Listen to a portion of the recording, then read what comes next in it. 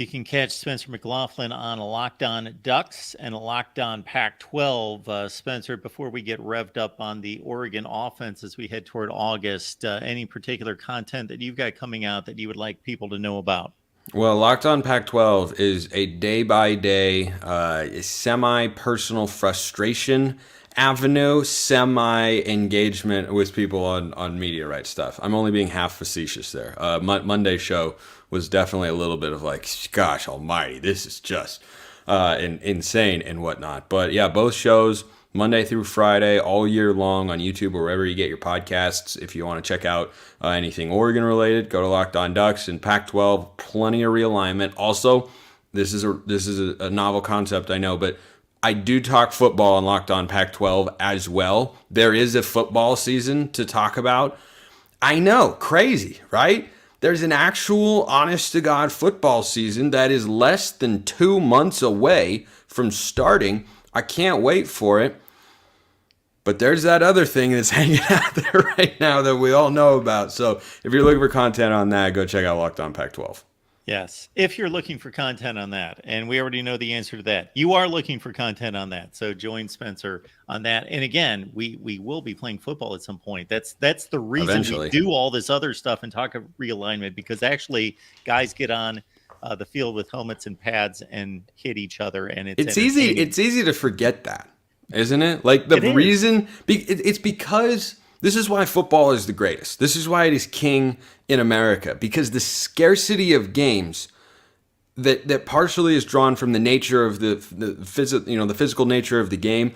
The scarcity of games makes us talk and go so deep into the weeds on all of this stuff and analyze each game and analyze each play and every player. And this is why football is a content machine, and realignment is just another avenue of that. Because at the end of the day, why do we care about realignment? Because of what it means for teams' chances to win the national championship, and whether or not they're gonna be in this conference or that conference, or will this league survive, or that, all that sort of stuff. But I think it is really easy to forget that football is at the core of why we care about all of this stuff. But it's also, I understand people who can lose sight of that, because we haven't had a football game in about 6 months. So yeah, it's easy to forget that you've got football. Well, Spencer, Bo Nix is certainly used to having his game analyzed and overanalyzed, especially when he was at Auburn. Oh yeah. But the way he performed this past season, less criticism coming his way after turning in 44 touchdowns total, despite hobbling around the last few games, and that taking away his running threat. So your thoughts about Bo Nix, is what we saw in 22 pretty much what you would expect to see this year? I think for the most part, yes. He does have a new offensive coordinator who he doesn't really know, who he's getting to know, I think right now with summer workouts or texting or whatever. And, that took place in spring ball, will take place again in fall camp. But, Bo Nix's most productive offensive seasons have come when Kenny Dillingham has been his offensive coordinator. Dillingham wasn't the play caller in 2019 at Auburn, but Dillingham was a season ago. And the prove it moment and feeling for Bo Nix right now is, what can you do without Kenny Dillingham? And I think the answer to that question is yes, but I can't guarantee that answer is yes, because the guy that you're talking to after you throw a touchdown, after you go 3 and out, after you throw an interception, after you miss a read, your relationship as a quarterback with that guy up in the booth, and Will Stein is the OC and the quarterback's coach, so that's who he, it's all in there. He doesn't have two voices that are going to be telling him that, and Dan Lanning's a defensive guy, not that Lanning never coaches. I think that's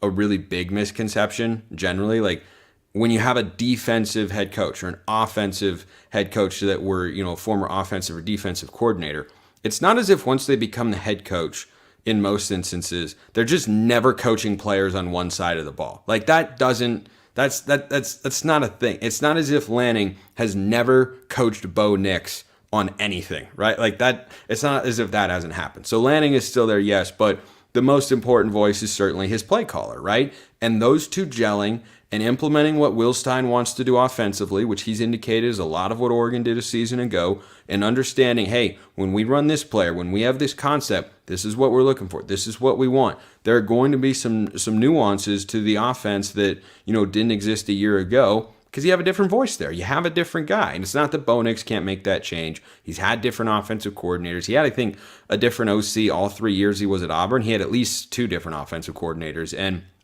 Malzahn was always there as his play caller, but he still got better with a different OC, different voices, coming and going. He still improved his completion percentage year after year after year when he was a Tiger. So I'm inclined to believe that for a guy that is entering his 5th year starting in college football at the Power 5 level, that set the Oregon single season completion percentage record a season ago, that had 44 total touchdowns, that was in the Heisman race, and helped Oregon, to a Holiday Bowl victory in a 10-win season, I'm inclined to believe that he's going to be able to put up at least similar numbers to a year ago. But he's got the new OC factor. He's got a new offensive line as well. He's going to have a new center. He's going to have a new left tackle. That can be a change. And I don't think the offensive line could possibly be as dominant as it was a season ago, though it should still be good for the Ducks with their new offensive line coach, Alik Terry. So I think that those are fair questions to ask about Bo Nix and the Ducks, but is he capable of, overcoming those potential hurdles? Yeah, absolutely. Spencer, have you seen enough from Ty Thompson to be confident that if he's got to bridge 2 or 3 games, if Bo gets nicked up, that he can do it and keep a championship season on track? No. Okay. That is a hot topic amongst Oregon fans, but the general consensus from what we have seen is no. He has the arm talent. He's got better athleticism than you think, stands tall in the pocket, but from what we've seen in, the garbage time reps he's taken, the spring games, he just doesn't look super comfortable out there. Maybe he just needs another fall camp. Maybe he just needs a few more reps. I don't know. He's never been given the reins for, a regular offense, right? He came in when the game was still on the line for that, what ended up being a fateful drive against Washington. He just handed the ball off 4 times. And Oregon wasn't able to gain 10 yards on those 4 plays, unfortunately. But I think it was telling that, you put the backup in there and you didn't trust him to throw the ball once. Now, Oregon's run game had been dominant.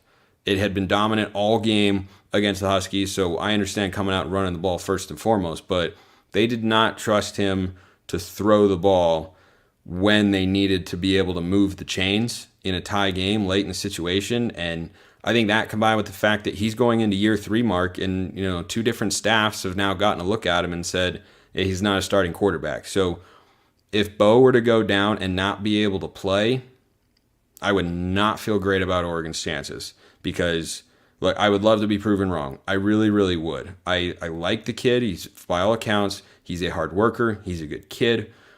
But he just has not given us as fans the confidence to where we say, oh, yeah, if Bo Nix goes down, oh, we're fine, right? That just hasn't happened. He's not able to make simple throws. He hasn't been able to execute the offense. He feels like he's a little bit robotic in the pocket, not super comfortable making reads all the time.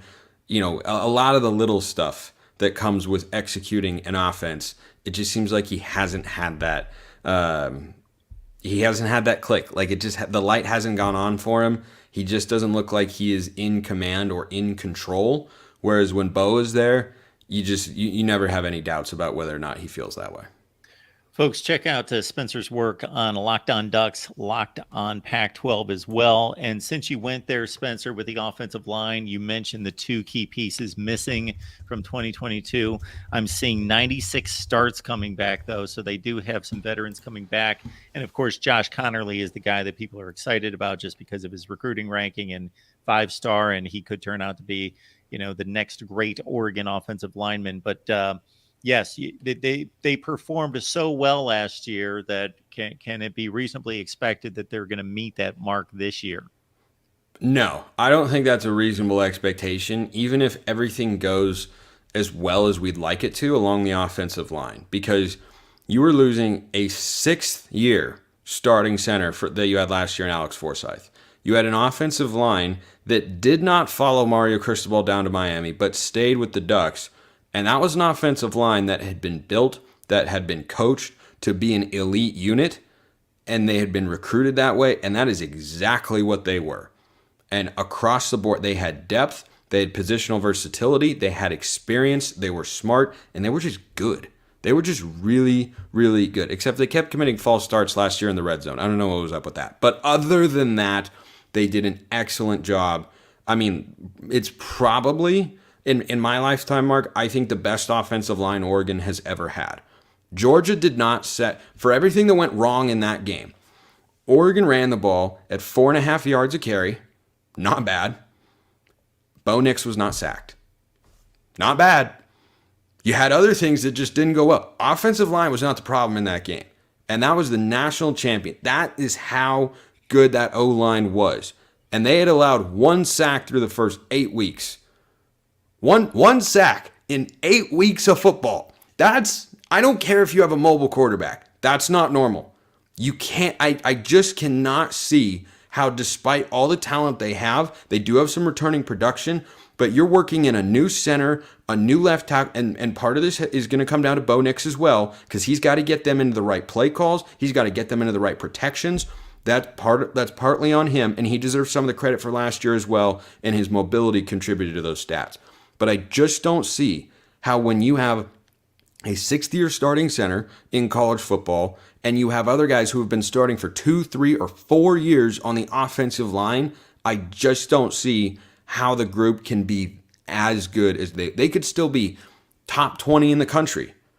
I think that's a reasonable goal for them. They can't possibly be what they were a season ago. Again, would love to be proven wrong, but I am in no way expecting them to be just as great as they were a season ago. I'm still getting over 4.5 yards per carry, because I do remember that stat from that demolition, thinking, wow, this is, nobody's bringing this up. They ran the ball well against Georgia. Georgia lives in sub 3 yards per carry range against good teams. So and you know, one of my takeaways after the game, as I tried to comb through and find any sort of positive, was, look, I know we put up 3 points and that was a disaster, but we threw an interception that was caught inside the 10-yard line on a deep shot to a guy that we probably shouldn't have been taking a deep shot to. We failed to convert a 4th down in the red zone late in the game. We threw an interception on another. Like, we were moving the ball. We just kept stalling because the Georgia defense was so good situationally there. So one of my takeaways was, I think we're going to be able to move the ball on any Pac-12 team. Lo and behold, that ended up being true. Breaking down Oregon football with all of you. We're about a month away from fall camp. We got Spencer McLaughlin on the line. Locked on Ducks, Locked on Pac-12. Please join him on those platforms. And let's talk some running game here. Bucky Irvin shows up and gains 1,000 yards, scores 5 touchdowns. So he leads the troop. Noah Whittington in play, Jordan James. How do you feel about the running back room? No concerns. Absolutely, positively none. I think you have depth. I think you have talent. I think you have versatility. You have experience. You have some youthful guys who are hungry to try and create more chances for themselves. There's nothing about this room that is if you told me right now, you know, Bucky Irving goes down and we don't have him for a game, I don't love that. I'm not saying like, oh, yippee-ki-yay, now we don't have, you know, or nothing like that. But what I do feel is we're still going to be able to run the football. I still feel good about the guys that are there. Jordan James, as a goal line and short yardage back last season, as a true freshman, was tremendous. Whittington is a much different runner stylistically, a little bit more downhill, a little bit more, run you over and, be a one-cut kind of back, but also has a really, really nice nimbleness to his game and has really light feet. But then Bucky Irving is the guy who's just shifty. He shakes, he shifts, he jumps, he jukes, and he's just a hard guy to tackle. He is not the fastest, biggest guy on the field, but he is the hardest one to tackle. And the numbers and the data and PFF reflect that. And, this is closer to a running back by committee than having a true lead number one. But at that position, I'm okay with that. I'm completely okay with that because it's a position where you can get a lot of injuries. Where if you have a guy like Zach Charbonnet a year ago, now he was able to stay healthy. He's also a high-round NFL draft pick. You just set yourself up to be too dependent on one guy. And Oregon last year, was able to play the hot hand, right? It was, hey, Whittington's running really well, or Whittington works better in this package, or Jordan James is better in this package. I'm interested to see as well, Mark, what they do with the true freshman Dante Dowdell. 4-star out of the state of Mississippi, pulled him right out of the backyard of Ole Miss and Mississippi State. And I tell you what, that's a dude. That is an absolute dude. I think he and Jordan James can be together in what you'd call like a smash package, essentially. So last year, Oregon had these offensive sets that I really, really liked, and they worked well. You go 2 running backs and 3 receivers, or 2 running backs, tight end, and 2 receivers, or some combination like that. But basically, like 21 personnel. You go 21 personnel, 3 guys in the backfield, and they would run these sweeps either way, right? Either to the wide side or the near side of the field, where one running back was the lead blocker and the other guy had the carry. And you could go in either direction, of course, kept the defense off balance. But I look at Jordan James and Dante Dowdell. Those guys are like hitting people, man. They want to go downhill and they want to pop somebody.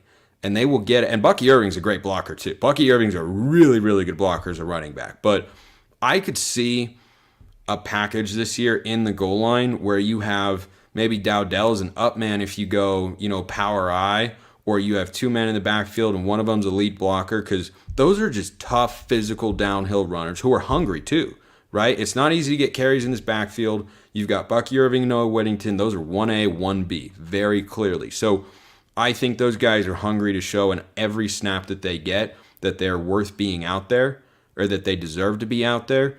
And I think both from the 15-yard line in, both can run between the 30s. Don't get me wrong. But when you get inside the 15-yard line or you need a short yardage situation, I feel great about Dowdell, and I know what James can do because he was prolific a season ago at doing just that. So I think those are your top 4 guys. I expect to see all 4 this year. I don't think we see as much Jaden Lamar, who's, a smaller, shiftier, kind of pass-catching back. He's like 5'11 or so, 5'10, true freshman in the 2023 cycle. I like his upside. I like his speed. I think he's just not, presenting something where he can get a lot of touches this year. I think his time could kind of come after Whittington and or Irving decide to move on. So I love the running backs, depth, talent, experience. I think you have it all. And you also have guys that are just gritty and tough and willing to do whatever is needed to win. The Ducks went out to get some wide receiver help via Alabama. Unfortunately, that did not work out. One, Trayshawn Holden back in trouble and dismissed from the team. So, well, he's actually back on the team. Oh, he's back on the team. Okay. Yeah. No, that was a very, very brief saga. He was dismissed from the team because charges came down, but then more evidence came out, and it was revealed that he actually was not in the wrong, and so then he was added back to the team. So he is still there, and probably Oregon's starting Z receiver this season. That'd be my guess. Thank you for clearing that up. All No right, worries. Trayshawn Holden in play for Oregon. Troy Franklin, of course, the veteran. Yeah. Size up the wide receiver core. Number 1 guy is Troy Franklin. Number 2 guy, honestly, could be anybody. Don't sleep on Tez Johnson and Chris Hudson, who are the slot receivers, I think, this year. Both can play outside. Tez Johnson, the transfer from Troy, PFF graded him very highly a year ago. He had a big touchdown in the spring game. He's lightning quick. He is itty-bitty. Like 5'11". We're talking like 150 pounds. He's a small dude. But if they can't catch you, then how are they going to hit you, So I think that those 2 guys in the slot with Gary Bryant Jr., the USC transfer, coming in as well with Trayshawn Holden. You got a 5-star in Jurion Dickey who's going to join the Ducks in fall camp. We'll see where he falls. You have a former 4-star wideout in Kyler Casper, who was going to be 2023 class, but then reclassified to 2022. That guy, I think, has got a lot of upside as well with size, speed, athleticism. I feel great about the wide receiver room as well. Like Bo Nix, as long as the offensive line is good, Bo Nix has got everything he needs to succeed. I think the receiver room from a depth standpoint has upgraded from what they were a season ago. But as long as you've got that number 1 guy there in Troy Franklin, that is an NFL wide receiver, 1st or 2nd round draft pick. I think he's got all the tools: size, speed, explosiveness, route running, hands, contested catches, down the field, short field, after the catch. Nothing that Troy Franklin can't do as a wide receiver. Is your true number 1. I think you have a lot of guys. I think the tough thing, honestly, Mark, is who's going to be the second leading receiver for the Ducks. I could realistically give you 4 guys that could do that. I could see it being Chris Hudson, who was the second leading receiver a year ago. I could see it being Tez. I could see it being Trayshawn Holden. I could see it being Gary Bryant. Heck, I could even maybe see it being Jurion Dickey. So There are a lot of guys there, and there's no shortage of talent. And like the running back room, I feel good about talent, depth, experience, versatility. And if we have some injuries at that position, I think we're totally fine. We got Spencer McLaughlin doing work for us here at the Voice of College Football. If you enjoy the content, please like, subscribe, share the videos, do all those good things. But join Spencer as well on Locked On Ducks and Locked On Pac-12 as well. Spencer, appreciate you stopping by, breaking down some Oregon football for us. Would love to have you back to check out the defense. We can absolutely make that happen, Mark. It's always good to be on with you, and I am so ready for college football. I am enjoying the summer. I will say I am playing an unhealthy, or some people would say I wouldn't. Some people would say unhealthy amount of golf to get me to pass the time in an enjoyable fashion until college football returns, and I can't wait. It's good to talk to you again. We'll get together and talk about the defense one day.